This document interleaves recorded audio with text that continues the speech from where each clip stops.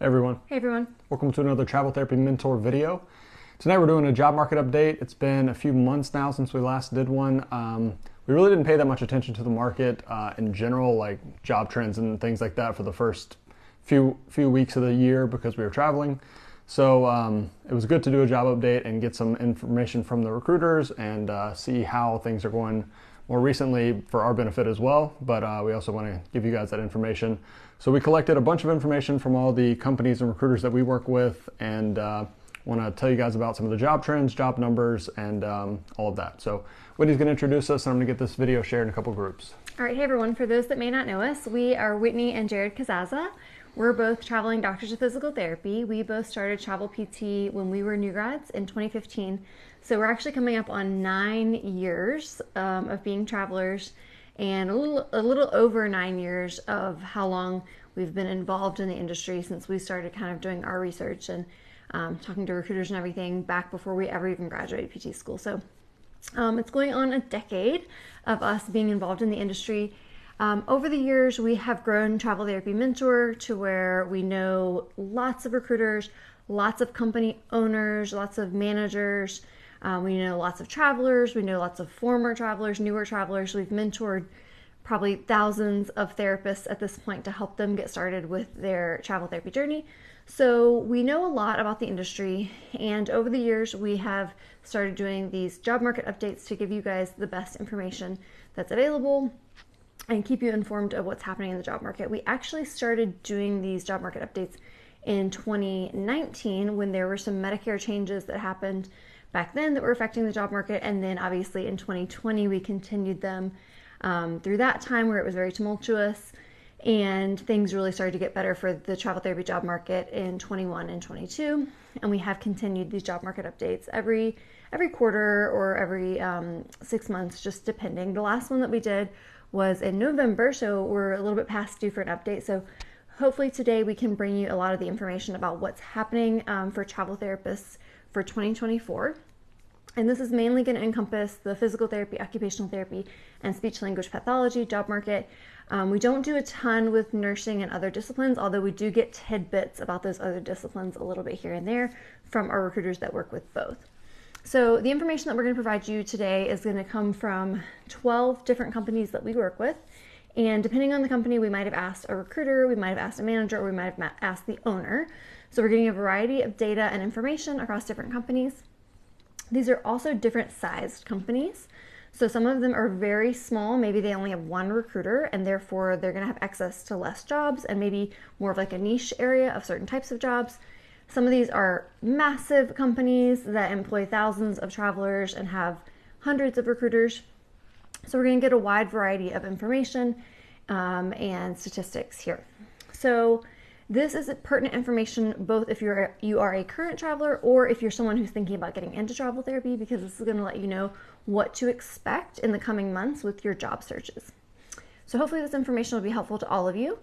If you are watching live with us tonight on Facebook, we would love if you would just say hello in the comments. I do see that quite a few of you have joined online with us. Hi Joel, good to see you. I know Joel's a current travel PT. Hey Claudia. Hey, I see a few of you guys on here, so I'd love if you just say hi in the comments. Let us know what discipline you are. Are you a student? Are you a clinician? Hey Ashley, are you someone who's thinking about getting into travel therapy?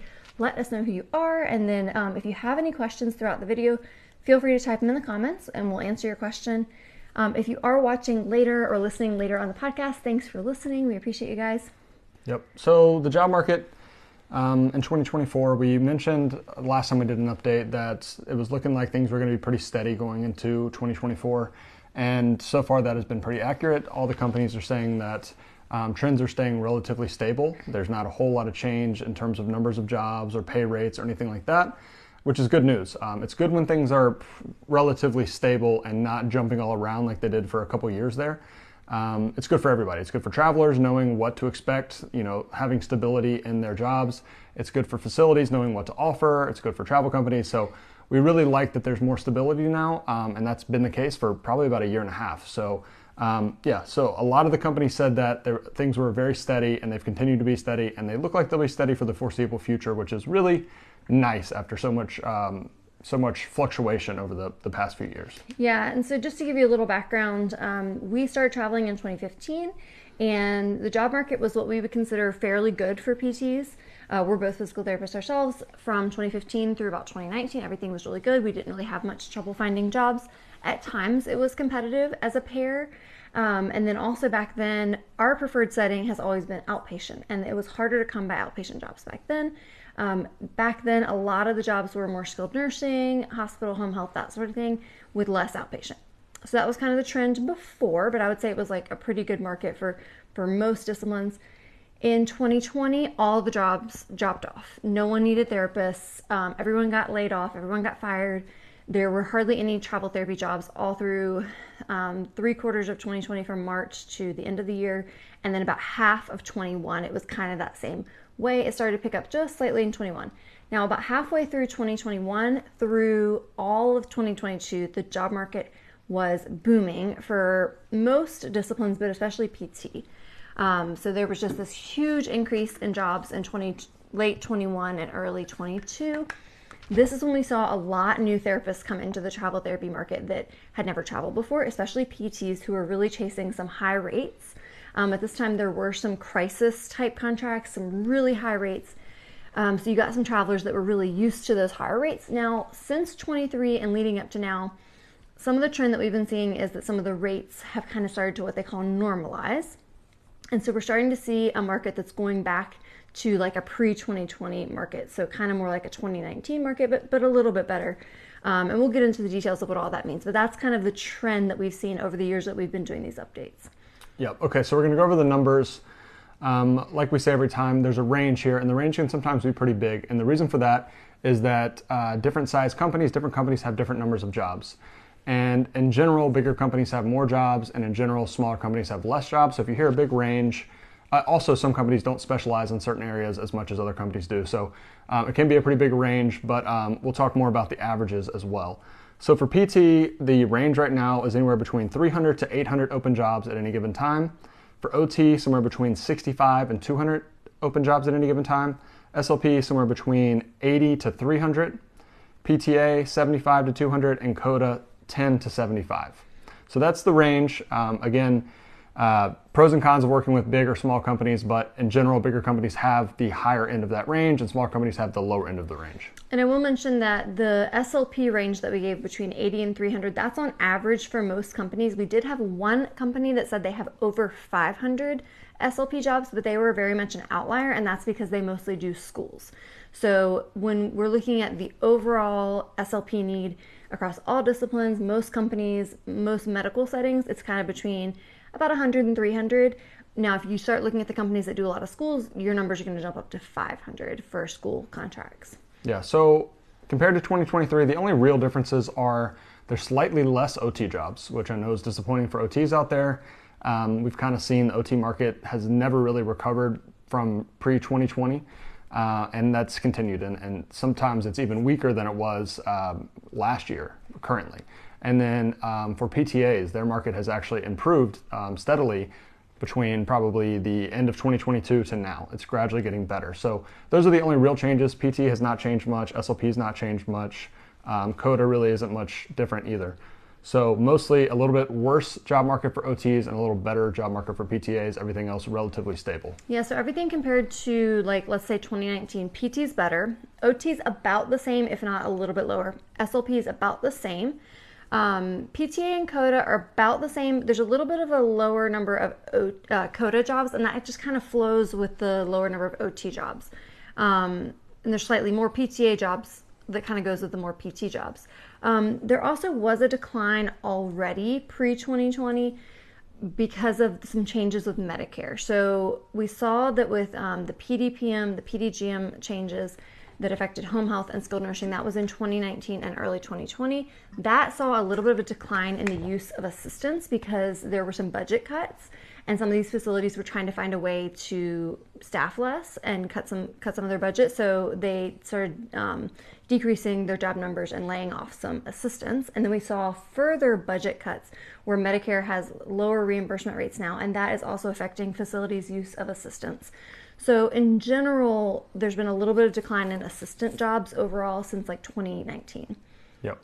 So whenever we do these job updates, we'll usually get questions in the video or after the video about why OT is lagging behind PT. Because we've talked about before, the job market for PT really is better probably than it was pre-2020. It's probably one of the best job markets we've ever seen. Besides that year of 2022 where things were just crazy. At one point there was like 1,200 jobs. But in general, things are even better than they were before 2020. So OT has not recovered, and we always get the question, why is that? And we never really know for sure. We've asked the companies, the recruiters, obviously, they don't really know for sure either. They just see the orders come in, they can just tell us numbers. They can guess just like we can guess, but this time we did a little bit more research. We looked into the numbers a little bit just to try to give you guys a little more insight and try to make our opinions a little bit more informed. Yeah, and so one of the things that I've been wondering is, what are the trends in terms of the number of OTs and PTs coming out of school? What are the trends in terms of the OTs and the PTs that exist? How many licensed OTs are there versus how many licensed PTs are there? And of course, when I went to go look for this data, this is talking about just overall in the US. So not the travel market, but just in general in the professions, which we found basically trends with travel, because the reason why there are travel positions is because there's permanent positions that need to be filled, and then they use travelers temporarily to fill those permanent positions, right? So they kind of go hand in hand. So as far as numbers go, the data that I found is as of 2022, this is the most recent data I could find, there were about 135,000 employed occupational therapists in the US. And there were about 230,000 employed physical therapists. So based on this data, it shows that there's about 40% more physical therapists in the US than there are occupational therapists. Yeah, so if you think about job numbers, if there's 40% more PTs than there are OTs, you would expect to see about 40% more jobs just at baseline for PT than OT. You do see more than that right now, and the other reason that we think that might be is because a lot of the PT jobs, more than pre-2020, are outpatient. And there's not as much demand for outpatient OTs as there are for outpatient PTs. So we think that that pickup in outpatient therapy, that outpatient is booming all across the country right now. I think that is leading to higher numbers for PTs, and that is not necessarily translating to the OT market. So the combination of more PTs, meaning more jobs would be open, and more of those jobs being outpatient, I think is probably causing some of the disparity between PT and OT travel job openings. Yeah, and similarly in terms of, we talked about the statistics on how many PTs exist, how many OTs exist. Similarly in terms of education and school, more PTs graduate and come into the field every year than OTs. So the numbers I was able to find is that there's about 12,000 DPTs graduating each year, versus only about 9,000 OTs each year. And some data I found is that they're expecting that number of PTs even to increase by 2026. They're expecting about 14,000 per year coming out and becoming licensed. And then this is some interesting data in terms of PT that I found. And again, this is all just in general. This isn't specifically pertaining to travel, but it kind of leads us to know why there might be an increased need for travelers. So they said, despite the DPT programs graduating over 12,000 graduates per year, the APTA estimates that more than 25,000 positions will not be filled by 2025 due to a shortage of physical therapists. Yep. So they're saying that there's all these PT needs and openings and not enough therapists to fill them. And I think this is where travel therapists comes in. I think this is where there are so many travel PT needs. Yeah, that's a really interesting thing, because it's not that there's not a demand for OT, obviously there still is, but it seems like the PT demand has really skyrocketed. And part of that seems to be because there's so much, I guess the population is getting older, right? And there are OTs obviously that work with elderly, but there's also a lot of OTs that work in schools, and there's less children now and there's more elderly. So there's not as many PTs working in schools as there are OTs working in schools. So those jobs have not really changed much, whereas the demand to work with the elderly or the older population has really skyrocketed in the last 5 or 6 years.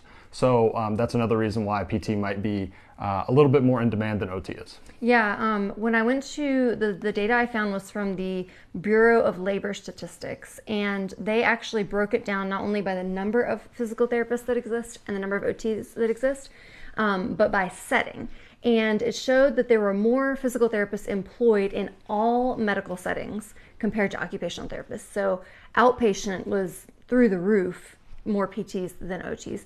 Home health was slightly higher PTs than OTs. Acute was slightly higher. Skilled nursing was slightly higher. The only setting in which OTs were higher employed than PTs was schools.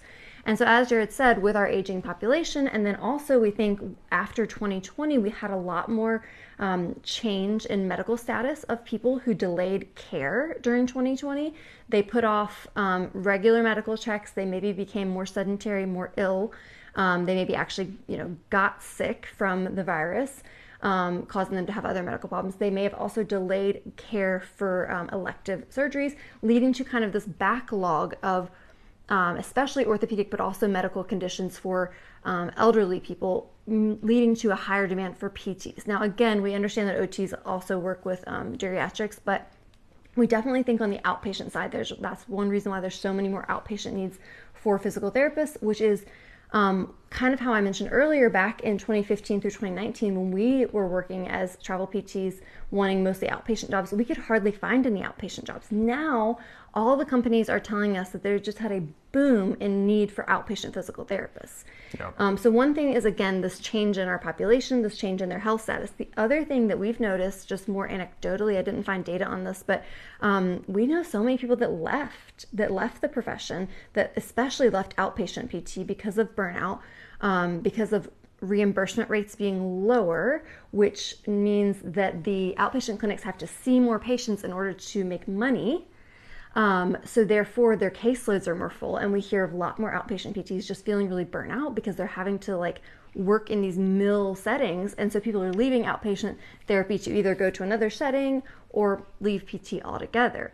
Yeah. And so right now there's just a huge demand for outpatient PTs. So again, this is just some data that we found to try to support maybe the trends that we're seeing on why there's a need for more travel PTs than there is a need for travel OTs. Yeah, so Tyler said PTs leaving outpatient, and yeah, definitely. PTs have left outpatient, but also at the same time, the demand is increasing for outpatient PTs. So you have the situation where there's just so many outpatient openings now, especially in rural areas, that they just cannot fill. So those travel jobs are sitting open for long periods of time. We're actually looking for jobs right now.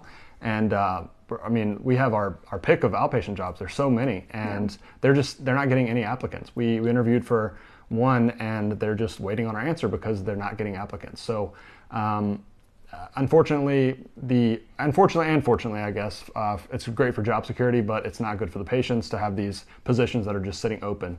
We are going to talk a little bit more about settings later. I didn't ask the companies specifically to give us a breakdown of the percentage or the number of jobs in their total jobs that are this setting, or this setting. However, I was texting with one of our recruiters earlier about this PT-OT topic, and she was also agreeing that a big piece of it was this outpatient PT. And she said this company had 800 physical therapist openings. And she said of those 800 physical therapist openings, I think she said 300 of them were outpatient. Which is abnormal. That's almost half. And so, some of these companies don't even have 300 OT jobs, period, much less 300 outpatient OT jobs. So that is making a big chunk of the difference on why we're a higher demand for PT. If you took out that outpatient PT whole portion, the jobs would be pretty close in terms of there being 40% more PT, so you'd expect 40% more jobs. That'd be pretty close if you took out the outpatient portion. Yeah, so I do think that's a big factor. So this sounds like bad news for OTs, but it's not bad news. There's good news as well. The good news is that there might be fewer job openings, but there's also fewer OT travelers. And we have seen that definitely subjectively, just with the number of people that reach out for advice from us, for people that reach out about our jobs, about just a variety of things. There's just not as many OTs traveling. So even though there are fewer jobs, that doesn't mean necessarily that you're not going to be able to find jobs as an OT. It just means you might be a little bit more limited on the settings, the locations. The pay rates might not be as high, but you can definitely still travel as an OT. You're still going to find jobs. There's not as much competition. Yeah, again, subjectively, we know so many less travel OTs. We have been to both the National Physical Therapy APTA conference before, as well as the National Occupational Therapy Conference, which, by the way, if you're an OT listening to this, we are going to be going to that conference again, the AOTA conference, in a couple of weeks. So we've been to both, and consistently at every conference, we, one, meet less travelers that are existing travelers there. Usually at the Travel PT conference, we see dozens of other travel therapists there that we know. Not so much on the OTs. And then also there's usually less interest. When we are at a booth for the PT conference, we get dozens and dozens and dozens of PTs coming up asking about travel, whereas it's not as much traffic for OT. So again, even though there are a little bit less jobs, I think there's also less competition for those jobs. Now, we didn't specifically get that data, but I think in doing this research this weekend, I was like, you know what, that's a question I should ask next time, and I'll try to get you guys that information. Ask the recruiters what percentage of your travelers are OTs that you employ, that you are searching for jobs for, because I would be really intrigued, and I bet it's a lot smaller number from what we know. Anecdotally, when we go to the conferences, PTs are just like lining up to try to talk to us at the booth. And then we go to the OT conference, and there are significantly fewer numbers of people that are even interested in travel. You'll say something about travel, and they're like, I'm not doing that. And I mean, it's very noticeable difference. I'm sure part of that is that our audience is primarily PTs. People recognize us when we go to the PT conference, whereas they don't so much when we go to the OT conference. That's part of it, but that definitely does not explain the massive difference that we see. Yeah. So with that said, based on the job numbers, we can definitely see that the job market is still the strongest for PT, followed by skilled nursing, or not skilled, SLP, followed by OT. OT is still a strong market, just not quite as strong as PT and SLP, followed by PTA, followed by CODA. Now we're going to dig into some more of the data to see what the companies had to say in general about the market, settings, and other questions. Before we get into that, thanks for those of you guys that are tuning in live. I see a few of you have left comments. If you have questions as we're going through, please feel free to leave your question in the comments section. Give us a thumbs up if you are enjoying this video, if you are learning something. Feel free to tag a friend if you think it's something that they need to hear or learn about, so you can send them our way. Hey Jessica, hey Michael, hey Annette. Annette says she is an OT. I hope I'm saying your name right. Hi Kay, hi Uy. I'm sorry if I'm saying your name wrong as well. Hi Juan, can't wait to take the exam next year. Good luck Juan. Hey Christy, hey Tyler. Hi Kimmy, hi Kirsten, hi Cyril, hi Raul, hi Alyssa. Oh my gosh, lots of you guys on. Hey Bob, hey Lauren, hey Kayla. So leave us a comment, a question if you have it. All right, so we asked, how has the job market been in general for Q1? Like we mentioned earlier, they're all pretty much saying that the job market's still very strong. There was no one saying that it has gotten worse or that it's declining. Everyone's saying it's either staying steady or slightly increasing, mostly in the PT realm. But very steady and just a strong market still in general, and not any real sign of it decreasing anytime soon. Yeah, I think steady was the real trend here, because we had a huge decline in 2020, early 21, and then we had a huge increase past baseline in 21, 22, which was exciting, but it was not sustainable. And when we get into talking about the rates and things like that, we're going to talk about that too. A lot of them were just saying it's kind of nice through 23 and 24 to just have steady and not things that are not sustainable for the facilities. Because yes, you had a lot of travelers really excited about this great market, but it wasn't sustainable, just like the nursing craziness of 2020 was not sustainable, right? And then we saw nursing fall off. So it's actually good that it's steady. It just is consistent, right? Yeah. So then we asked, how does the market compare to pre-2020? And basically every company said that PTs, you have more options, higher pay than pre-2020. For SLPs and PTAs, it's pretty close to what it was prior. And for OTs and CODAs, it's a little bit slower now than it was pre-2020. And with this said, we're going to talk about what this means for each discipline. One trend that came up is because the PT job market is so good, it's giving PTs a lot more choices. The ball is a lot more in their court. They have a lot more offers available to them, a lot more negotiating power. But we'll get into talking a little bit about what that means for each discipline later. So then we asked, how does the current job market compare to last year? And pretty much across the board, everyone said that it's pretty similar, not much change, no decreases. If anything, it's staying pretty average or increasing slightly. Yeah. And then we asked them similarly, what do you foresee for the rest of this year? Because this is something that's really important for those of you that are either current travelers or thinking about getting into travel therapy, because you're like, well, it's been good, but is it still going to be good? Because if you're in a situation where you're thinking about getting into it, especially if you're thinking about leaving a permanent job, you want to know if it's a stable job market to get into, because that's a big commitment for you, right? Yep. And in general, again, most of them said steady, and a couple even said that they think that 2024 will be the best year ever. Not so much in like highest pay rates in most jobs, but just like the biggest match between what travelers are looking for and what facilities need. So getting people in jobs, getting people placed. Some of the companies are looking at 2024 as potentially being their best year ever. Yeah, and most of them said that they don't see anything that's going to, barring unforeseen circumstances, they don't see anything on the horizon that would change this. They think that there's still going to be a strong demand for therapists. Again, kind of if you think about this medical stuff that we're talking about, like we still have a need for our services in different medical capacities with our aging population and so forth. And they're still predicting lots of surgeries, lots of need for therapists. Especially in the medical field, but obviously there's always going to be a need for pediatrics as well. Yep. Okay, then we asked what settings currently have the highest demand for PT, OT, and SLP.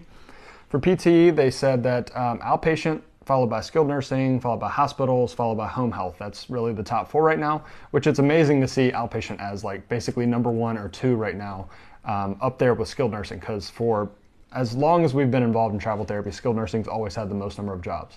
So to see outpatient even close is really cool to see. For OT, skilled nursing is the highest, followed by schools. And for SLP, schools, skilled nursing, and then acute care. Yep. And then again, a couple of them kind of mentioned that they have seen that home health and hospital job openings for OT have kind of declined this year, just a little bit since last year. So definitely still high need for skilled nursing for OTs. Next thing we asked about was if they're seeing any changes in rates. Yep. So most of them said that rates from last year to this year are about the same. As we mentioned, they kind of already came down a little bit from 22, where we saw some really high rates, especially for PT. But they said it's about the same. Now, they did mention that they are starting to see a little bit of a pullback from some clients that are wanting to get back to like those 2019 rates. They're not wanting to continue to pay these high rates. But a lot of it has to do with supply and demand. If they are still having significant needs and jobs sitting open where they need a therapist, they may have to keep paying these higher rates. Yeah. But unfortunately, we did see a drawback on the rates for nursing. It wasn't sustainable in 2020, the crazy nursing rates, and now the nursing rates have gone down. So it's possible that we do see the therapy rates trickle down, but for the most part, they've been stagnant. They're steady since last year, which is good. Yeah, and of course, facilities are going to want to pay as low as possible, right? And travelers are going to want to make as much as possible. And what we've seen is there was enough demand and not enough supply of therapists that pushed the rates up. And that has normalized a little bit, but it's really hard to envision a situation, especially for the PT market, where there's going to be enough travelers to fill the demand of all the jobs that are open. And like I said, we're looking for jobs right now, and pretty much any job we submit to, we're going to get an interview right away. A lot of these outpatient clinics are really desperate for PTs, and it's hard to imagine a situation where that is not the case, especially in the less desirable areas or less desirable states. You're probably going to see this imbalance between supply and demand for a long time. People are getting older, they need more care, and it's hard to imagine a situation where you get enough PTs traveling to fill the need for all these open outpatient jobs. Yeah, there was some companies that did say that some of the facilities are less willing to negotiate, but that's not the same across the board. It just depends on the client. It depends on the demand. But they said that some of the clients they are seeing pull back just a little bit and hold firm on the rate that they have posted. But again, it just depends on the supply and demand for the job, and we'll get into talking more about your negotiating power. One interesting comment, one of our recruiters who works with both nursing and allied encompassing therapy as well as like not nurses, but like ultrasound, CT, radiology, lab, that kind of stuff. She said that she's actually seeing some rates for allied be higher than nursing now, which is kind of good news because that was like totally the opposite in 2020 and 2021. Yeah. That's kind of how it used to be. Back before 2020, it was pretty normal to see therapy rates being pretty close or even higher than nursing rates. And then obviously for the last 4 years, that has completely flipped, but now we're going back to normal. So for the most part, things are starting to normalize, but in terms of rates on our job list and everything, we still see some really high rates. So there are some really high paying jobs out there. It's just that the average is starting to come down. You're starting to see some of those jobs that are paying $1,600 or $1,700 a week that were basically kind of gone for a year and a half that are starting to come back. And honestly, those jobs probably will not fill, but they're out there. And that is part of the numbers that we're seeing is these lower paying jobs come back. Yeah, and also I think it's important to note, if you're familiar with our hot jobs list, sometimes people get a skewed understanding of the job market and the rates because they only look at hot jobs lists like ours and others. What you have to understand about what we call a hot job list is these are some of the top, I don't know what percent. Probably 10%. 10% of jobs out there. It is not all the jobs. So as we mentioned, there could be 800 PT jobs open. Now on our list between PT, OT, and speech, we have less than 200 jobs. So we only list a small percentage of the hot jobs. So even though we choose to only post on there some of the best and highest paying jobs, that doesn't mean that all jobs pay that. So you might get the expectation that you should only be taking jobs over 2,000. Now, if you're a PT and you're very flexible on setting and or location, then yes, you can consistently find jobs over 2,000. But even if you're a PT, but you're really particular on a certain setting and a certain location, if that setting and that location aren't paying 2,000, yes, you might still be making these rates of 1,600, 1,700, 1,800 a week. And for occupational therapists, speech language pathologists, you're not going to as consistently see these 2,000 plus jobs. Yes, there are some out there, and if you want to chase the high rates, you can. But if you're someone who's extremely location specific, or you're looking in a setting like school or skilled nursing, that those tend to pay a little lower, you're not going to only see over 2,000. So yeah, just keep that in mind. Yeah, and that's a little bit of the frustrating thing about travel therapy is nothing's black and white, and you see a lot of information being exchanged in like groups and things, where in text people try to make things black and white because it's hard to explain nuance in text, and it's also time consuming to explain nuance. And you'll see these situations where people say only take jobs paying over $2,300 a week or something like that. And yes, for the right person, and maybe the person saying that is the type of person that is willing to go wherever and take whatever job the highest paying. But we get people all the time that are like two OTs traveling together and they want to be in Washington State. You're not going to get jobs paying $2,200 a week consistently as two OTs traveling together in that situation. So everything is context dependent. So just keep that in mind. And like Whitney said, our job list is the highest paying jobs, a lot of the highest ones or some of the best locations, those types of things. So it's not an accurate reflection of what the average of the market is. Yeah, unfortunately, you have to be wary of who the person speaking is that's giving you advice. If you're just looking in groups or even on Reddit or on Instagram or whatever, know who the speaker is, because we've been in this industry a long time, and we work with like 50 different recruiters, we work with a dozen companies, we get really well-rounded information from lots of different companies. A lot of these people who are just trying to sell you on travel therapy and tell you how great it is and tell you how great their recruiter is and how much money they make, they might just be one solo traveler who works with one or two recruiters. We might actually know the behind the scenes. I might look at that person posting in that group and be like, okay, I can see that you're a solo PT traveler who is willing to go where the high jobs are, and you have home health experience, and you work mostly in California. So as a solo PT traveler with home health experience working in California, yeah, you can make $2,500 all day, all week, all year. But we consistently talk to dozens of people a week. We get coming through our inbox and our email, and we get all stories from every end of the spectrum. We get your solo PT traveler chasing the money, willing to rent a room in a house and work only in the Bay Area to make $3,000 a week. We also get your couple that's two OTs, or maybe one of them's a PTA and one of them's an OT, and they really only want pediatric outpatient, and they kind of only want to be in Texas. And I'm like, okay, well, there's probably not going to be that many jobs for the two of you. First of all, you might have to be a little more flexible. But depending on which setting and which location you need to be in and how particular you can be, your rates might be lower. So you just can't take blanket advice from anybody when they don't know your situation at all. Yeah, nothing's black and white in therapy, so just be careful who you're taking advice from. Yeah. Again, I see a bunch of you guys are leaving comments and questions. We're going to answer those toward the end. Thanks for tuning in. Okay, so in terms of the data that we gathered, and we asked a lot of questions of these recruiters and companies, one thing we asked them are you seeing many cancellations in contracts? And this is important for you to know because you want to know how stable is how much job security do you have? Are you going to move across the country and they're just going to cancel your contract? Yeah, and so pretty much all the recruiters said that, again, pretty steady, not many cancellations, and we've also seen this. Of all the people that we help get placed in jobs, we can see like when they get canceled, and it's probably less than 5% recently that have gotten canceled. It's very low numbers, definitely less than 10%, but yeah, somewhere probably in the 5 to 8% range on average contracts get canceled. Yeah, so that's very good. It's a very stable market. Now, they do get canceled occasionally. Typically, it's because they hired a perm person to take that job. But it's a pretty stable market overall. And with there being a lot of job opportunities available, if you do get canceled, there's a pretty good opportunity that you're going to find another job pretty quickly. Yep. So then we asked about, is it a good idea to travel as a new grad right now? We're coming into new grad season. We were just at the CSM, the PT conference, and so many third-year students want to travel.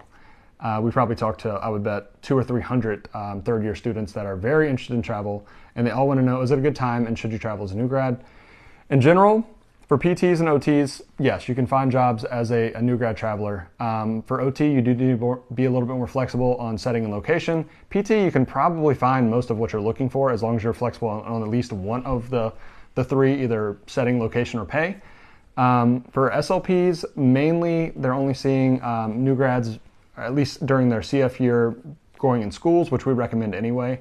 It's usually not a good idea to try to do your CF year working in a bunch of different contracts. It's better to work in a school or something where you have more consistency, or just find a longer contract. But most of the places that are going to be willing to take a CF are going to be schools. Yeah, and a school contract is a good fit for an SLP CF if you want to do it as a travel contract, because you can be there for the full 9 or 10 months of your CFY and get the supervision hours that you need. It's going to be a little harder to line up all your supervision if you're breaking it up into different contracts. So, but after you have your Cs as an SLP, yes, you have lots of opportunities. Once you've completed your CFY, you're good to go, and they will definitely hire you as a traveler. And then just a standard disclaimer, which we gave a ton at the CSM conference. As a new grad traveler, you're not going to be as competitive for jobs that are very desirable. So if you really want a San Diego job, chances are it's going to be hard to get that because a lot of travelers want to take that job, and a facility is going to be willing to take someone with experience over someone without experience. So just keep that in mind. If you really want a certain location or a more desirable job, it's going to be harder to get that as a new grad, but if you're willing to just like get some experience, get in a good clinic, you can definitely make that work. Yeah. So we alluded to this earlier, but the next question we asked is, how's the job market for assistants, for PTAs and COTAs? We actually heard from quite a few. This was the first time we'd heard in several months that there was an uptick in the PTA demand, and they said that this trend is following the increased need for PTs in general, so there's actually been an increased need in PTAs. Unfortunately, COTA is the lowest demand across all settings. As we mentioned earlier with the job numbers, some of the companies only have like as low as like 10 COTA travel jobs in the whole country. Some of them may have closer to 50 or 75. But there's definitely the lowest demand, unfortunately, for COTAs. So with this means you have to be really, really flexible if you're a COTA who wants to travel. You have to be extremely flexible on the location. The most common setting you're going to see for COTA jobs is skilled nursing. This is also the most common setting for PTAs. However, they were saying that some places, like especially outpatient, are starting to consider PTAs more if they can't get a PT. Some of them even said they had success submitting a PTA to a PT job and see if they might have that flexibility to hire the PTA. Again, it's going to depend on the facility. Are they desperate for an evaluating therapist? But sometimes it could work out. Yep. I was just looking at some data that we have from people that we help get placed, and COTA is only about 1% of the therapists that we get placed. PTA is probably between 3 and 4%. So the numbers aren't really high, but also there's not as many COTAs and PTAs looking to travel anyway. So just like we said with OTs, just because the numbers are low, numbers of open jobs are low, doesn't mean you can't find jobs, because there's less demand for those jobs oftentimes. Mm-hmm. So we want to summarize everything, give you guys some of our personal recommendations. We also had the last question I asked everybody was just, do you have any general insights that you want to share? So we'll read through some of these general insights while we're getting ready to go through this and wrap up. Again, if you have any questions, please leave them in the comments and we will answer them here in a few minutes. If you enjoyed this video, if you learned anything, please hit the thumbs up button and we would appreciate it. One of the companies, they wanted us to kind of reiterate that rates are negotiable. What you're seeing a lot of times on job boards right now, a lot of people are watching job boards and applying for jobs that way, is just a set rate. And oftentimes that is just the standard bill rate that the facility has put out there. And like we talked about, some of these jobs are sitting open for a long time. And if they get a candidate that is willing to take the job, in some situations, they're willing to increase the bill rate $5 or $10 an hour if that's a good candidate for their job. So just because what you see on a job board or what you see advertised, it might not look like the highest pay. And a lot of situations, if you apply for that job, you interview, they like you, a lot of times you can get higher rates on those jobs right now, especially for PT and especially in areas that are underserved or there's less people applying for those jobs. And this is a good time to talk about your negotiating power. It depends on your discipline. It also helps if you have a good recruiter. This is a really good situation where it helps if you have a great recruiter and you have a great relationship with them. I think there's been a trend with the increase in technology and the increase in use of job boards, which a lot of us just really like job boards better. We'd rather just kind of be more in control, be able to click, click, click, choose it ourselves, not have to go through the recruiter so much. But we do see an increase in therapists wanting to just kind of jump around from company to company for whoever has the highest rate. But you also have to remember with this point here is that if you have a good recruiter and they have kind of an inside knowledge about certain jobs that they can see in their database, like not a lot of people are submitted to this job, you might have a really good chance with your resume of actually getting a higher rate than what it says. If you have a great relationship with that recruiter, they can do that for you. But if you're somebody who's burning bridges left and right by screwing over one recruiter after another to chase what you're seeing on job boards, they're not going to be so inclined to help you out because you're not one of their favorite travelers. So yeah, and not that switching companies is screwing over recruiters. There are definitely situations where that is warranted for sure. But we're talking more about where people will interview for a job and then they see the job posted $50 an hour more through a different company and then they say, well, forget that company, I'm going to take it through this company. And you get in these situations where you're really not making that big of a difference in your pay, but you are definitely burning bridges. Yeah. So there's definitely a tactful way to handle working with more than one recruiter. And kind of bumping down, we had a few other recruiters say things like, you know, it's great that if you want to work with multiple companies, you have a lot of choices. Just try to do it in a professional way. Maintain an open communication with your recruiters because they understand, they get how this market is, especially if you're a PT and you have a lot of choices. It's in your best benefit, your best interest to work with more than one company. We always recommend you work with more than one company and compare offers. But just keep an open communication with them. They get it. They understand. They're not going to pressure you as long as they're a good recruiter to stay with them. If you just let them know, hey, I really appreciate your help. However, I did decide to take another offer. But we really don't recommend if one company has submitted you for a job that you jump ship and go to another company just because they have a better rate once that company has already gone to bat for you and submitted your application. If you do find out after the fact that this other company can pay higher, you can go back to your recruiter and say, hey, I did see the job posted higher. Is there any way you can match it? And hopefully they'll be able to come up or negotiate with you somehow. But it's definitely a very bad look for you if you just cancel with that one company and go with another one. They're probably not going to work with you again. Yeah. And like Whitney said, I think the thing with working with more than one recruiter is be honest as possible and communicate as good as possible because companies, especially ones that if you're asking us for advice and we're sending you to recruiters and companies that we work with, they know that we work with multiple companies and they know that we send everyone to multiple companies, right? So they don't expect you to just work with them, but what they do want is if you found a job with a different recruiter, let them know so that they're not still just wasting their time looking for a job for you. So just be considerate. You have to remember that they're a person that's also trying to help you. They're trying to find a good contract for you. So if you find something or you interviewed for something and it's a definitely possibility for you, let them know that so that they're not spending a lot of their time still looking for jobs for you. With that said, when you're trying to navigate that job search process, we don't recommend that you submit for too many jobs at one time. Usually no more than like 2 or 3. If you submit for 6 jobs and now all of a sudden you're lining up all these interviews, but then maybe one of the interviews is late and they're taking 2 weeks to get back to you, and then you have all these other ones that are ready to make you an offer and you're just telling them to wait, that's not a good look for you. It's not a good look for your recruiter. Usually when the clients make an offer, they want an answer within 48 hours. Things can move really quickly with travel therapy. So just keep in mind, if you are submitting to more than one job, it's a good idea not to submit for more than like 2 or 3 at a time, and be ready to give them an answer one way or another if possible. Yep. Okay. So more about that.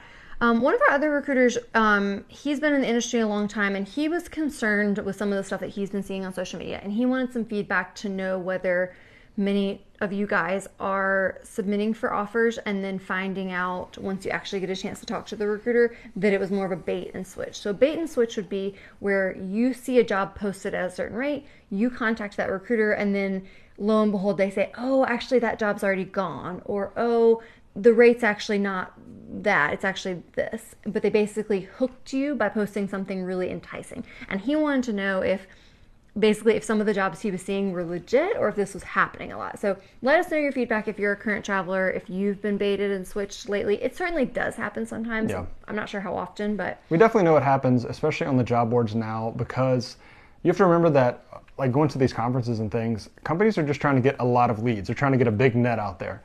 And what some of them will do is they'll take tactics that are not necessarily the most morally sound, I would say. They'll list jobs either that they don't have anymore, or maybe at pay rates that don't actually exist, just to get leads. So they'll know that you contact them and they say, oh yeah, we don't have that one, but now that you already filled out the paperwork, what about this job? What about this job? Or they'll say, well, the pay rate's not actually that high. So we know it happens, we just don't know how often it happens. Yeah, and again, sometimes they can be legit. Like maybe you asked about a job and it did just get closed yesterday. That does happen. Like you might have asked about it and they just didn't have time to update their list yet and it closed yesterday.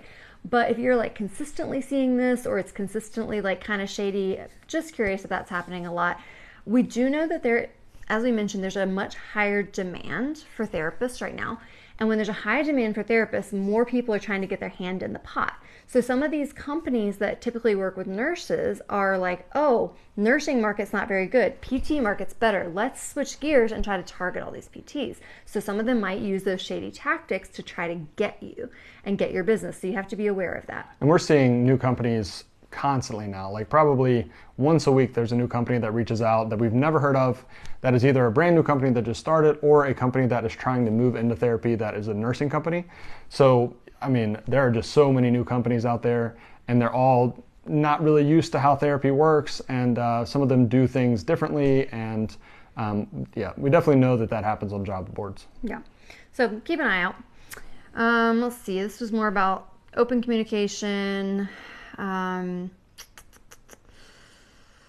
One of the companies is just reiterating that it's a great job market. The more open you can be, the more opportunities you're going to see. And that's always the case. If you're a little bit more flexible, not so rigid in exactly what you're looking for, you're going to have more opportunities. But again, it depends on your preferences. Like if you're strictly only an outpatient therapist, we get it. Like you're just not going to be willing to go to skilled nursing. But if you are one of those disciplines like OT or CODAs or maybe even PTAs, you may just have to be a bit more flexible because there just aren't quite as many jobs for you. But for the most part, everything is really good. Another one, again, just reiterating, market strong, no signs of slowing down. Are super high paying jobs out there, just not quite as many as we saw in 22. And again, this last comment is more just about being flexible. As we always say, you have 3 choices, 3 main categories that you're looking for with travel therapy. You have setting, location, and pay. Sometimes you can get all 3. Sometimes you can get your dream setting and your dream location with a really high pay rate. Especially if you're PT right now, that might be the case. But with other disciplines, it may not be that you can get home run on all 3. So you have to decide where can you be more flexible to find the jobs. Yeah, in a good job market, you're usually going to get 2 of 3, and in a bad job market, you might get 1 of 3, and 2 of 3 if you're lucky. Yeah. So just to kind of summarize, I think we've kind of hammered it home, but the PT job market is great. If you're a PT who's a current traveler, you still have a lot of options. If you did start traveling during 22 and you're expecting to consistently see 2,500 plus, you may not always see 2,500 plus a week, but there are consistent contracts for PTs 2,000 plus, just depending on where you want to go. Now, if you're wanting outpatient in Florida, it might not be 2,000. It might still be 1,700. But if you're wanting outpatient in California or home health in California, yeah, it might be 2,000, 2,500 plus. Unfortunately, the OT job market's a little bit tighter, but like we mentioned, there are less OT travelers. So it might not be quite as competitive as you think. But again, you may have to just be a little more flexible. Definitely going to see a lot more skilled nursing contracts, more schools for OT, less. Unfortunately, we get asked a lot about like outpatient pediatrics and some specialty settings. We don't see quite as many of those for OTs. As you can imagine, those jobs are just more desirable, more competitive. They're more often filled already by a permanent therapist, so they don't need a traveler there. SLPs, you have a lot of choices, schools especially, but you're going to definitely see a good variety of medical contracts. You could just have to be a little more flexible on location. The PTA market is actually picking up. It's actually pretty good. You're going to see your most opportunities as a PTA in skilled nursing, but there are an uptick in other settings such as outpatient, hospital. Just again, may have to be slightly flexible in setting. If you're a CODA, you have to be the most flexible of anybody. You pretty much are guaranteed to work in skilled nursing, and you need to be open to a lot of states. It's a little harder to be a CODA traveler, but overall things are good. Especially if you're a PT, and if you're a new grad PT, we highly recommend it. It's a great market. Yep. If you have any questions, drop those in the comments. I guess the last thing to say is, again, if you're a new grad watching this or you're a student watching, yes, it's a good market to travel, but that does not mean that travel's for everybody. We told all the third-year students at CSM this, and we'll tell all the OT students as well. Travel's not suited for everyone, and it's definitely not suited for every new grad. So anyone that tells you that you should travel as a new grad, be careful, because there's definitely people that we meet that it's not the best fit for them. Either they want something very specific, or they want to be near a significant other and, travel. They're not really wanting to travel. They're wanting to take local contracts, which can be hard. Or maybe they're just not that confident in their clinical skills. So travel's not for everyone, but if you're the type of person that you feel like you're well suited for it, you are confident in your clinical skills, then yes, travel as a new grad can be a good fit. Yeah, it's definitely important. We have a lot of articles talking about trying to decide if travel is right for you, whether you're a new grad or not. It's not for everyone, and if you're someone who's extremely specific on a certain setting or a certain location, it may not be right for you. But if you do have questions, at any time, feel free to send us a message on social media or an email on our website. We also have our recruiter recommendation form if you're looking for help getting connected with great recruiters who hopefully have jobs in your preferred settings, in your preferred states. And we always give you advice and feedback when you email us about if what you're looking for is more realistic or if you may need to consider some other options. Happy to give you any advice and help you get started. Yep. All right, Ashley says, that's something my fiance and I struggle with as I'm an OT, he's a PT, finding placements close to one another due to the difference in the job market. Yeah, it can be hard right now as a couple. OT and PT is a little easier, but we're seeing quite a few like OT couples or OT and PTA or OT and CODA, and that can be really hard right now. So what we usually recommend in a situation like that is whoever has the fewer job options, try to find their job first, find something that fits you pretty well, and ideally, know that there's going to be some options around that area within an hour or so for the other one, but try to find the job that's more difficult to find first, and then from there, the other person might have to settle a little bit more, but since their job market is stronger, then hopefully you can still find something. And there's some areas that's going to be hard in, so you have to be more flexible for sure. Ideally, for an OT PT couple, if you can travel around California, that's going to be your best bet to find consistent contracts. But it's definitely doable. We know a lot of OT and PT couples that do it. Yeah. Like Jared said, you may just have to be a little bit more flexible, but it's definitely doable.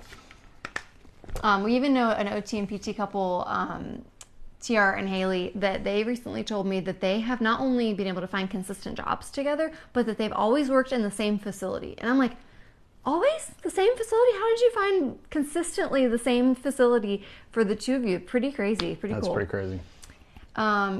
Joel says he has a question about tax home. I don't know if he followed up with another. Oh Yeah, here's his tax home question. I was at my current location from July 17th to December 15th. I took a 60-day vacation out of the country, came back on February 26th for another 6-month contract. Does my 52-week stay in the same location restart on February 26th? Or does the 52-week end on July 17th? So the thing to keep in mind about tax homes and how long you're able to stay in a certain location, it's a rolling 52-week period. So you should not be in the same area for more than 52 weeks in any 2-year period. So just because you left for 60 days, or even if you left for 6 months, if you worked 6 months in one location, then you take 6 months off and you come back for 9 months, you're still making that area your tax home. So it doesn't matter how long you take off. If you're still working more than a full year in any 2-year rolling period, then you shouldn't do it. If you're ever audited, that's going to be a big issue. It's not a 52-week period you need to worry about. It's a 2-year period. So really, because you worked 6 months there, you need to leave for at least a year. Well, let's say you worked for this contract and you had that 60 days off. So that means that's been 14 months in a 24-month period. You need to take 10 months off before you'd restart back into that same area. Yeah, so roughly a year. So yeah, I wouldn't risk it. Yeah. Hi, Liz. Liz says she's an SLP. Hey, Joey. Joey says he's a PT. Joel, regarding the job market, said he lucked out during that great time of the job market in 21 and 22 in San Jose, California, thanks to you, Jared and Whitney. Yeah, Joel had some really high paying. Joel was that single PT traveler working home health, making bank in the Bay Area. I know he had some contracts paying over $3,000, which is crazy. Yeah, and again, Joel really lucked out and he has had some great opportunities, but Joel's situation is not going to be everyone's situation. Not everyone is going to be able to consistently find $2,500, $3,000 a week contracts, but I'm super glad that you had that opportunity. Yep. Okay. Allie says, good day from Australia. I'm joining late due to internet issues. I had messaged Allie earlier about the OT issue and didn't realize that she was in Australia and it was a 5 a.m. time zone there. And anyway, sorry about that, Allie. Hope I didn't wake you. Let's see. Liz says she has not been bait and switched. That is good. That's good. Renee says, I don't know if this is considered baiting, but my contract on a home health assignment was guaranteed 40 hours, but the company wouldn't honor it. And they also wouldn't pay for all my admin hours. Yeah, it's hard to know. If you had it written into your contract, the 40-hour guarantee, then it should absolutely be upheld. If you have it written down, if it wasn't written down, it's a little more of a tricky situation there. Like he said, she said, so we always recommend it is written down. Hopefully your company can back you up if it was written down. Sometimes the facility might refuse to pay, but usually the travel company will back you up and they'll still pay you. And again, there's a lot of pros and cons of working with big companies and small companies. But often the big companies, they can absorb more of a hit like that than a small company can. So if you're working with a really small company, there are situations where they can't. If the facility won't pay, they cannot pay you that because they just don't have the money to. Whereas a big company, if they've got 300 or 400 people on contract, well then paying you for 2 weeks or something or for a few hours each week is not a big deal to them. So pros and cons of big and small companies, but that's one of the pros of working with a bigger company. As far as admin hours, I'm guessing you mean things like making your calls and setting up your schedule for the week and documentation and things like that. That is such a big issue with some travel contracts where they don't want to pay you for anything that's not direct patient care. And you definitely should push back about this because it's a required part of your job. You would not be able to treat those patients if you didn't schedule them, obviously, unless they're going to hire somebody else to do the scheduling for you. If you didn't chart review for them, if you didn't write your documentation so they can get paid from the insurance company, then you can't do your job. So it's a part of your job, so you definitely need to fight back on that, but it is a very common issue where they don't want to pay you for that documentation or admin time. Any company will take the opportunity to not pay you for hours if they don't have to, obviously.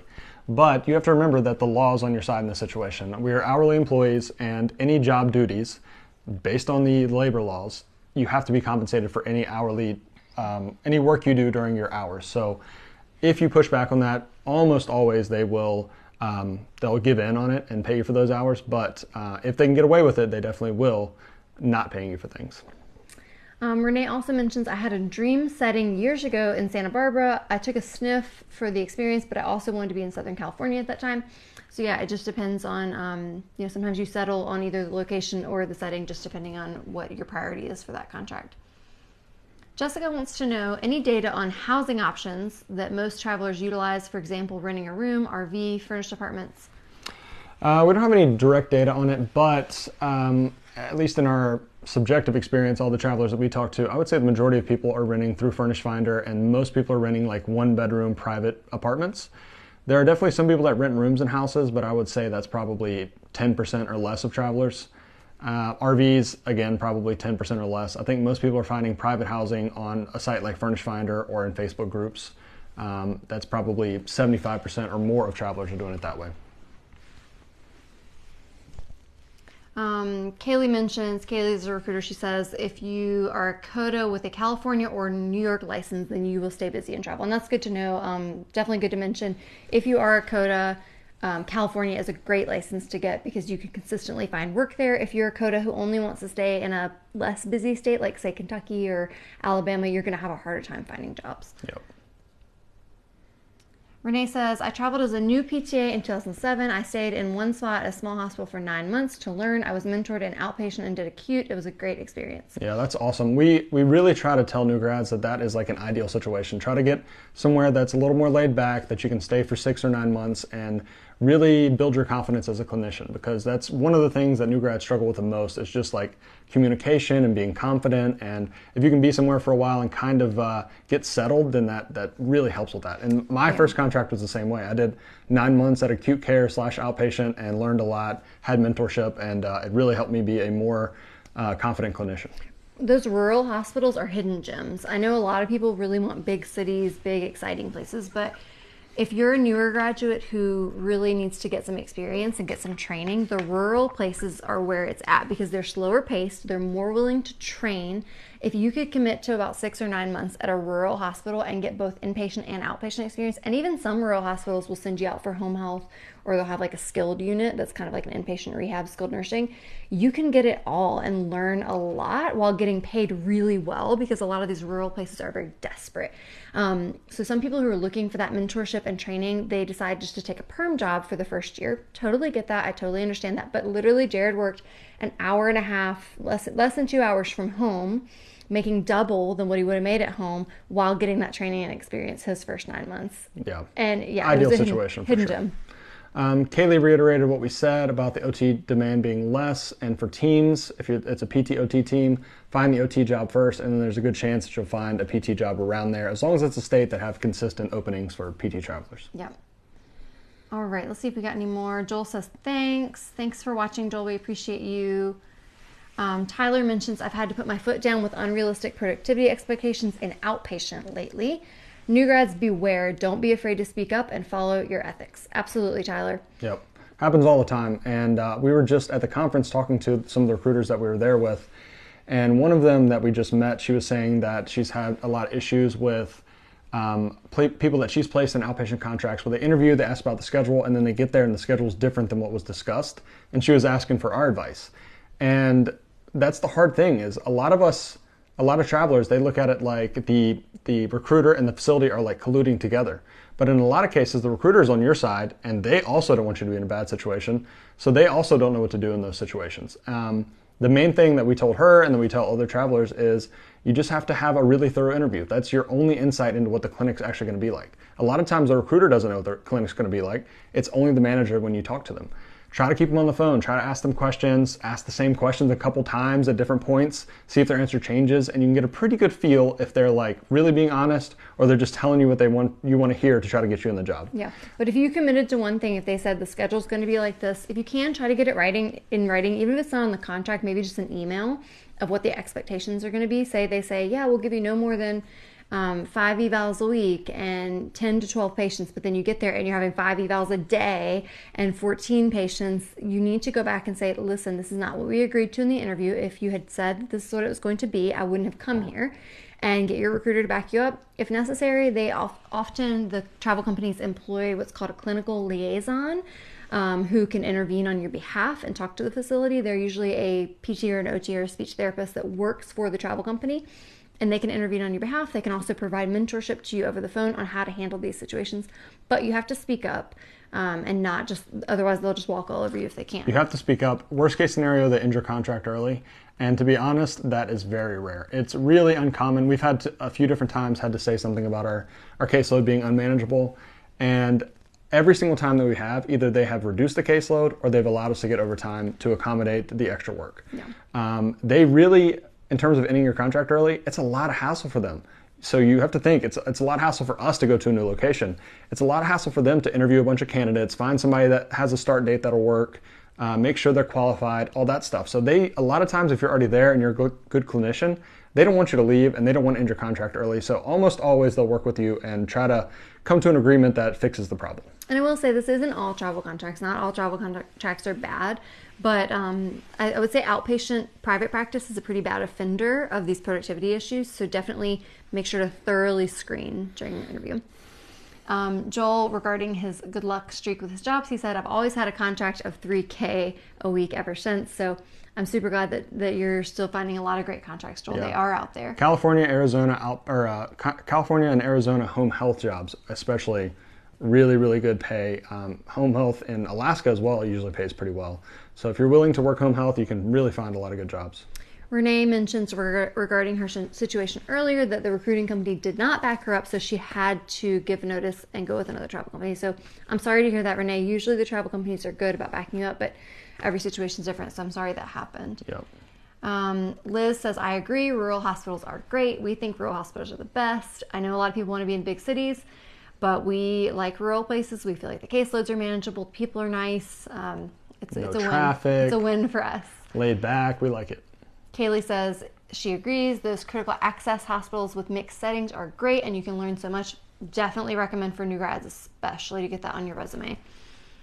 Juan also says, I'm working as a rehab tech in Panama City. While I finish my evaluation credentialing process, I have learned a lot from the outpatient. It's almost spring break in Panama City. It's probably pretty crazy there. All right, and then the last thing, Renee says it was a good rural hospital in Central Washington. It was a gem of an assignment. It was a great little town.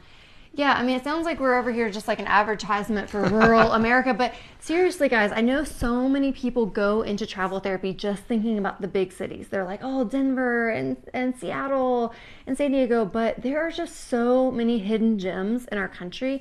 And you don't know what's out there until you try it. And I can understand not wanting to be in the middle of nowhere, podunk America, but even some like smaller cities or suburban areas that you haven't heard of, don't immediately eliminate as an option, because you might find that it's a hidden gem and that you love it there. And it may only be an hour or two from some of those, bucket list places that you want to go on the weekend. But sometimes like the more suburban and rural places are just more laid back and they're easier work environment. Last thing we'll say about this too is, a lot of people think like, oh, it'd be so cool to be in Denver or in San Diego or whatever. But what you have to remember is that when you're traveling during the week, you're mostly just working and then doing your regular day-to-day stuff, cooking dinner, going to the grocery store, going to the gym, all that stuff. So Monday through Friday, a lot of times you're not doing a lot of exciting stuff anyway.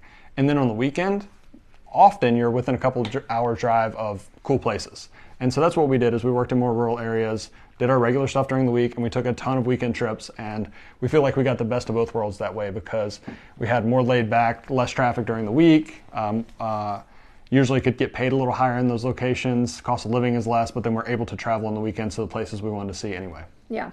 Like recently we had a job on our list for San Diego outpatient, and it's like, oh my God, San Diego outpatients is great, everybody wants it. But the pay was only like $1,700 or $1,800 a week. And it's because they know they're going to get a lot of applicants even paying that low, which, I mean, it's not that low, but for the cost of living in San Diego, it is. Yeah. Whereas if you go a couple hours outside of San Diego, outpatient, random city you've never heard of, you could be making $2,000, $2,500 a week. So definitely keep that in mind. Supply and demand is what I've learned over the years really dictates this job market. All right, a few more comments. I think we're good. I think Kaylee's just hammering home the rural hospital, and so is Renee. So we've made our point. So yep. All right, guys. Well, thank you so much for everyone that tuned in live, that asked questions. If you do have more questions later on, if you watched on the replay, you can either leave a comment on the video and we'll go back and answer it on the video, or you can just send us a message directly and we'll be happy to help. Again, shoot us a message, whether it's on social media at Travel Therapy Mentor, or if you just want to email us directly through our website. If you want to fill out our recruiter recommendation form, especially if you're looking in the next few months to get started, we'd love to get you connected with the recruiters. Tons of great opportunities out there right now. Again, we know 12 different companies, about 50 different recruiters, so we can definitely point you in the right direction of those that have the jobs that you're looking for and that are a good fit for you. Yep. If you're an OT and you're going to be at the OT conference, let us know. We'll see you there.